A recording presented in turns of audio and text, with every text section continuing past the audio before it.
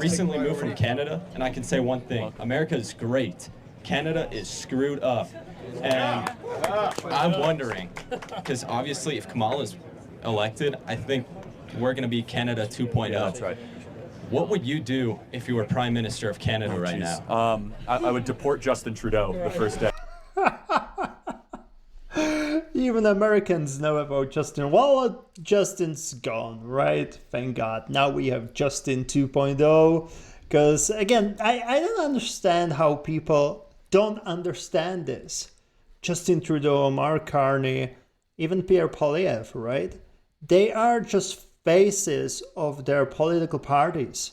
Don't get me wrong, obviously they have some ideas and everything, but they will never go against what the party wishes, what the party values are, right? So that's why it's so ridiculous to me how everyone thinks, oh, now Mark Carney's in power, so liberals will be completely different. No, that's not how that works. Liberals will still go according to their playbook, according to their own values. And yeah, they have a new face, but it's not going to change much. And by people saying, oh, look at his resume, he did this and this and this, doesn't matter. If he was in this position to do 180, to go against all the liberals' values we saw this past 10 years, do you really think the liberals would elect him as a leader? Hell no. Why would they do it, right? Also, again, Mark Carney was advisor to Justin Trudeau. So everything you hear from him right now that sounds like, oh, he actually thinks about people, that's just election stuff. He has the power. He has the power these last almost 2 months, or is it even more now? He had the power to change our lives for better. Did he do it? Oh yeah, now you're gonna say carbon tax, right? Didn't get rid of it, made it zero for now, until probably 29th if he gets elected. But anyway, it was a carbon tax for households. So yes, you save more money on gas, more money on natural gas in your house, but it didn't change the price of the groceries. You know why? Because the industrial carbon tax is still there. So he pretty much still didn't help us as much as he could. There is still some stupid carbon tax that's there for no reason. But anyway, that's pretty much the only thing he did in those 2 months for Canadians, right? He didn't do anything with tariffs, even though he had this huge productive phone call with President Trump. And now we're hearing President Trump threatening that the tariffs for automobile industry might be even higher, right, in the future. So I don't know how productive that was. But yeah, literally carbon tax is the only thing Mark Carney did in these 2 months. And he had a power for 2 months. It's not like he was waiting to be elected. I mean, he was never really elected, right? But he had a power to change something for Canadians, and he didn't do it. All he did was promises in hopes of getting elected for the first time, because again, he was never really elected. But anyway, sorry for the rant, but let's continue. One thing I wanted to say, I wanted to keep it for the end of the video. It's kind of funny when the young kid is talking about the situation in Canada. I think it's even funnier than when an immigrant is talking about the situation in Canada. But yeah. That guy sucks. Canada's a real problem, man. I mean, because I would basically allow Alberta to become its own country. I lived in Alberta too, so yeah. Edmonton or Calgary. Yeah, the two best parts of. I know. I don't think Alberta needs to be their own country. I mean, as long as conservatives get elected, right? If conservatives get elected and there's a just better situation in Canada, I believe Alberta would be glad to stay part of Canada. But if it's going to be another term of liberals, well, liberals are pretty much like, first of all, they're running the whole Canada down, right? Like they're not even trying to unleash the potential we have. They're just trying to discover something new, or I don't know. I don't know what they're trying to do, but like Alberta with all of the gas and stuff, like Alberta has a huge economical potential, and the Liberals are just trying to block Alberta. Like, I wouldn't be surprised if they really wanted to separate from Canada if it's going to be another Liberal term, and I don't even think you can blame them, because it's ridiculous. Like, you have such a huge economical potential as a country, and yet for past 10 years, all Liberals did was blocking this potential and they didn't even have a plan how to replace it, right? Like, it wasn't like, okay, we're gonna become big in AI, big in tech. Well, you heard something about net zero, but again, where are you gonna get money for the infrastructure? Taxpayers? Well, guess what? With the situation in Canada, there's not gonna be that much taxpayers, or definitely not making enough money, so you can feel or you can build from taxpayers. Like, yeah, you can tax us 50%, but 50% from our funny salaries is not gonna build anything. I don't know, just Liberals are crazy, man. Canada, Edmonton and Calgary, beautiful country too. It's amazing. Thank you. Canada's a really screwed up country, and it's a self-hating country, as you well know, that prides itself on being polite. And this is a great lesson for those of us in the West, that your favorable characteristics of being polite, nice, and welcoming this can is also so be your true, downfall. man. And you know that in Canada, right? Yeah. Super polite. Okay, we're just going to allow a bunch of foreigners to overrun our country. Super polite. We're not going to allow anyone. We're not going to have free speech. Canada's got a big problem. It does not have the Constitution. So you do not have robust free speech protections. You do not have Second Amendment protections. So the government is able to do whatever they want. I wouldn't want to be Prime Minister of Canada. I wouldn't last very long. But between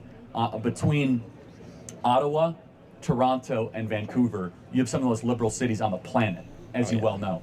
Canada, I think, is bringing in like half of its population in the next decade in immigrants. It's just not sustainable. I know. Yeah, I think it's 400,000 immigrants a year, thanks to Liberals, which nothing's wrong about that, right? But they kind of forgot about housing, about building houses and creating more jobs. So now you're bringing this crazy amount of people per year, but you're not offering 400,000 extra jobs. You're not dealing with housing crisis, and that's why the houses are twice, 3 times more expensive than it was 10 years ago, right? It's just freaking ridiculous. And what was another point Charlie mentioned, other than immigration? Being crazy polite. Yeah, that's definitely Canadians' downfall. Like, I'm not gonna lie, because what I notice is people just don't want to speak up. And people are afraid to speak up against something because they don't want to be labeled as some crazy thing. Like, to be fair, Canada's literally America during Biden's administration. Like, I'm not gonna lie, that's how it feels nowadays. Like, Liberals are pretty much the same thing like Democrats. Fun fact, Mark Carney has a close connection to Democrats in the US, but I bet you knew that already. What else was there? Freedom of speech. Funny thing, because Mark Carney was kind of threatening this, I think 2 weeks ago or something like that. He mentioned something that there needs to be more censorship or more regulations on the internet. And it was during the interview where a journalist was kind of grilling Mark Carney because of his conflict of interest. So, yeah. That's for freedom of speech during the liberal era. And I mean, we saw it during COVID, right? Pretty much no freedom of speech. What else did Charlie mention? There was something else. Oh yeah, back to being polite, right? It's funny because what I noticed lately is Canadians are polite, and obviously there's a kind of like, I spoke to my friend from Alberta, and they have a sassy ways as well. She said that always someone like crosses her or does something like, We were working back then in Amazon. So someone just cuts her off. She's like, Q, like thank you, but she just says Q. And she's like, yeah, that pretty much means F you, right? Like, yeah, I'm still being polite. It still sounds polite, but in the end, I'm telling you F you. But yeah, back to the politeness. What I noticed over here with immigrants especially, they think that they can behave shitty, like I said, cut you off or something like that, as long as they say sorry. So it's almost like an excuse, right? It's like, oh, I'm gonna cross you off, I'm gonna do something bad to you, sorry, but I'm gonna say sorry so you can't get mad at me. Like, there's literally intention to do something bad or inconvenient to you, and they say sorry. Like, it's done intentionally. I don't know if it makes sense for you guys, but they do it intentionally and think that as long as they say sorry, everything's gonna be okay, which is ridiculous to me. Like, I was raised, and my idea of why you should say sorry is when you did something accidentally, you didn't realize it's going to be inconvenient for the other person or something like that, right? You bump to someone and you're going to be like, oh, sorry. It's not going to be like, oh, okay, I'm going to hit this person and then I'm going to say sorry. No, like, it's ridiculous. And that's the thing I noticed a lot around here, that yes, Canadians itself are very polite, and immigrants are abusing it by thinking that if they behave inconveniently to someone else but say sorry, everything's gonna be okay, which is ridiculous.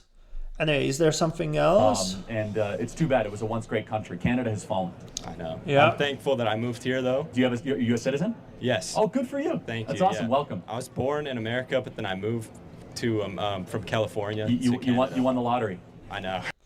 Okay, not the ideal video given the relationship between Canada and the US right now, but let's be honest, we need someone like Donald Trump. Like, we need someone who's gonna care about Canadians, someone who's gonna think Canada first, right? How can I improve their lives and quality of life and everything? Someone who's not gonna send money to abroad, like taxpayers' money. I don't know. I am okay. I'm not gonna lie. We all know who that person is. We all know who that political party is, and it's Conservatives and Pierre Poilievre. That's a person who's thinking Canada first, and yeah, like you never heard anything from Liberals party. Well, okay, let's not even talk about her. Like, Liberal Party was in power for 10 years, for 3 terms. And what happened? If you look at those 10 years, they didn't do anything that would be for Canadians, right? Caboose. So you're saying that you're voting Liberal? Oh, of course I'm voting Liberals, man. Of course I won more years with them. Yeah, maybe if we vote Liberals, we can go to US as refugees. Maybe we're gonna get refugee status for that.